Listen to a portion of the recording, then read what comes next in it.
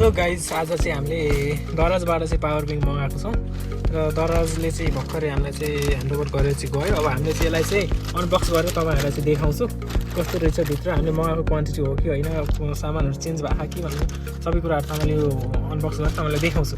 So let's open guys. So सुरुमा packet फुटाल्नु पऱ्यो। सो प्याकेट फुटाल्दैछु है। ल प्याकेट चाहिँ फुटालिसकेँ। And the packaging is wow. Packaging राम्रै छ। यो एयर बबल्स भएको उसले चाहिँ प्लास्टिकले चाहिँ ऱ्याप गरेर रहेछ, त्यो चिप्टाले प्याकिङ राम्रै छ। अनि हामीले चाहिँ यो आइफोनको वायरलेस पावर ब्याङ्क चाहिँ हामीले मगाएको दराजबाट। सो डेलिभर गर्न चाहिँ अलिकति टाइम लगायो। सो द्याट्स ओके, ठिक छ। अब अलिकति टाइम लाग्यो पनि केही फरक परेन, त्यसले हामीलाई चाहिँ खासै फरक नपर्ला। अब हामीले चाहिँ यसलाई पुऱ्याउँदैछौँ है।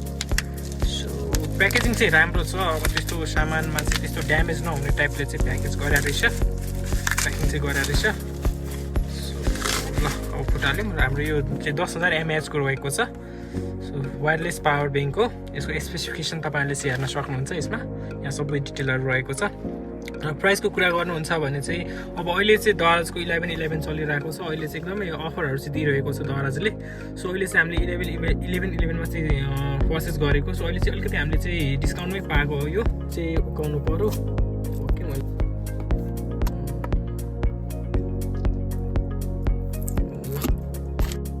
So finally guys power bank मेरो हातमा आइसकेको छ र हेर्न सक्नुहुन्छ एकदम ह्यान्डी पावर ब्याङ्क छ, इजी टु क्यारी। र बक्समा खासै केही सामान थिएन, जस्ट डेटा केबल, यसको युजर म्यानुअल र त्यही बुकलेट्स थियो। सो हेर्न सक्नुहुन्छ चार्जिङ इज इजिली गोइङ।